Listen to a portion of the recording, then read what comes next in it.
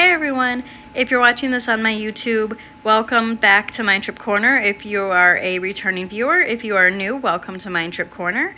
If you're watching this on my TikTok, just hey, I'm here to talk about mental health and how serious it is, and just telling you about my story. So I have suffered from, and still suffer from, depression, severe anxiety, and I've also had postpartum depression. With my anxiety, it presents itself as physical symptoms. My symptoms have been heart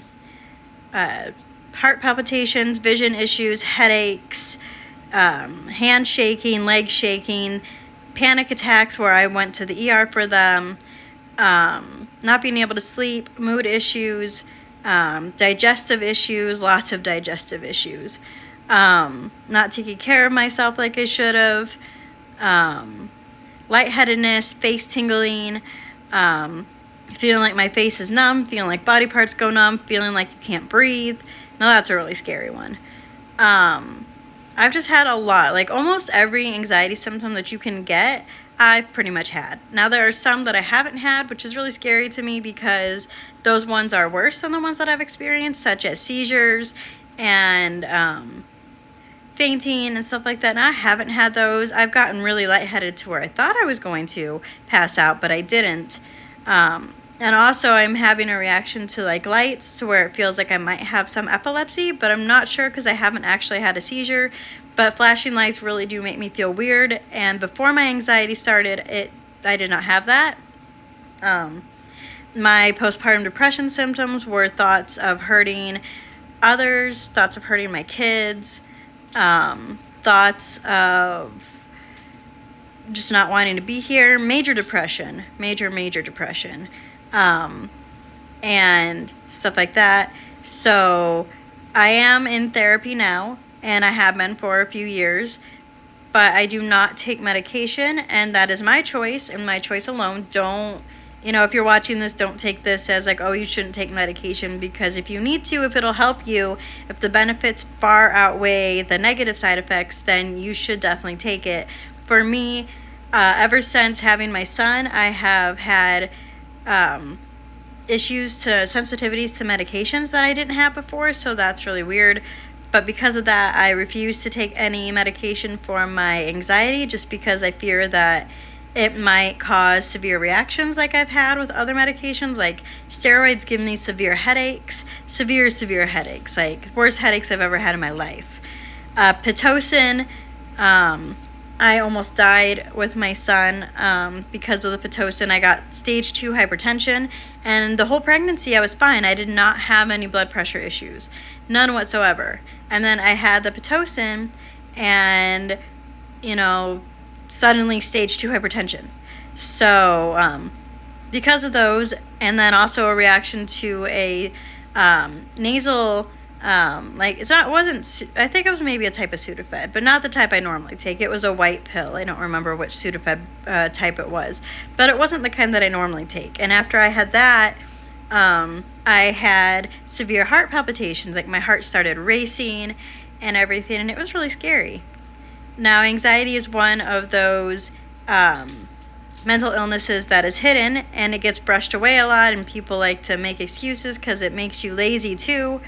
Not really lazy, that's how people perceive it, but it makes you not want to do things. Because if you're doing something and then you get a panic attack suddenly, or your anxiety symptoms start to act up, it makes you not want to get up and do it.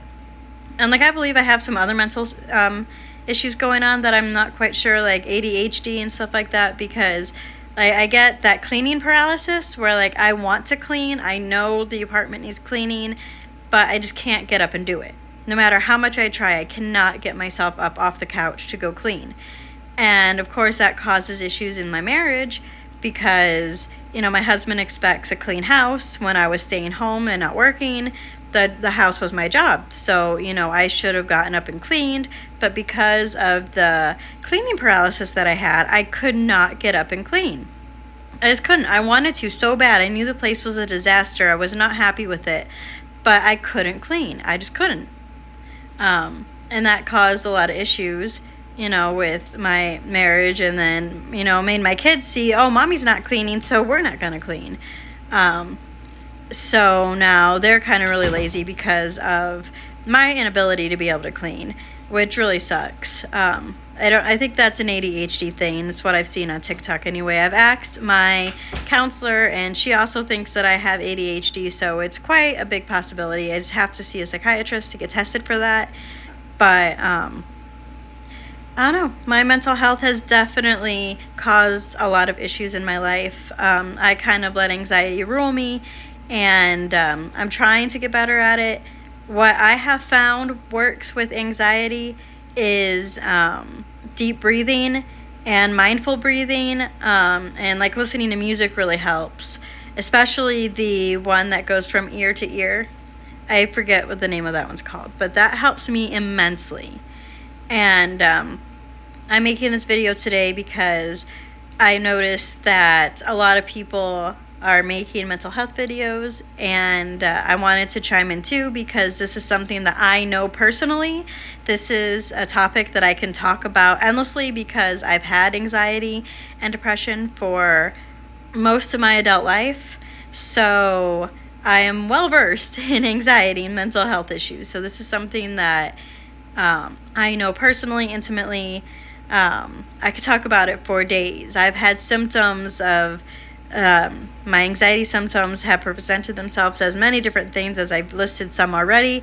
I also already have an anxiety video on YouTube, but it was posted a while ago, and I've had some newer symptoms since then.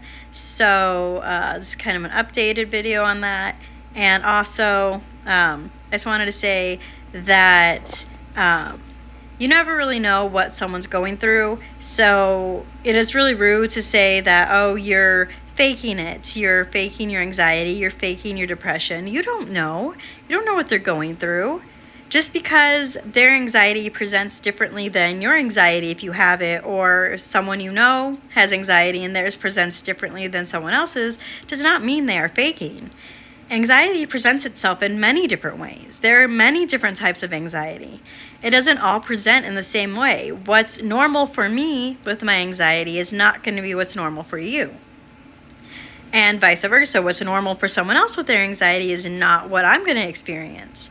It's all different, and everybody has a right to voice, what they have. If they want to share their mental health journey, they should not be talked about negatively because of it. They should not be accused of faking. Because I know there are people out there that will claim a mental illness when they don't have one, and that is disturbing and sick, because I don't know why you'd want to fake it.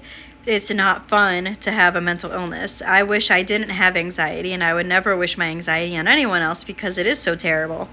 But I know there are people that do fake it, but that's not everybody. I'm not faking. A lot of other people are not faking. I just saw Crazy K's video on her talking about mental health and how someone was saying that, oh, she's doing it for clout or whatever. You don't know that. You don't know. Just she is making those videos about mental health to help people. And I know they've helped me, and many other people she's helped too. So you shouldn't be saying, oh, anyone is doing anything for clout. Yes, some people do that. But I don't think Crazy K is one of them. And I'm not one of them. And majority of people that do talk about their mental health do not do it either. So just be careful what you say, because you can really hurt somebody. You could push somebody off the ledge of sanity. You could make them decide, oh, they could be depressed and decide and thinking about killing themselves. Or rather, unaliving. Sorry, but the video's probably going to get banned because I said that. I meant unaliving yourself. And if, you were mean to them, that could be the last straw, and they could unalive themselves, So, it's not something to take lightly. But anyways, that's the end of my video. If you're watching this on YouTube, please like and subscribe. I promise to have more content coming like this. And if you are watching this on TikTok, just like my video, put any questions you have in the comments. I'll be happy to answer them. I'm an open book when it comes to my mental health. And just remember, be kind to people. You never know what they're going through. And have a good day, guys. Bye.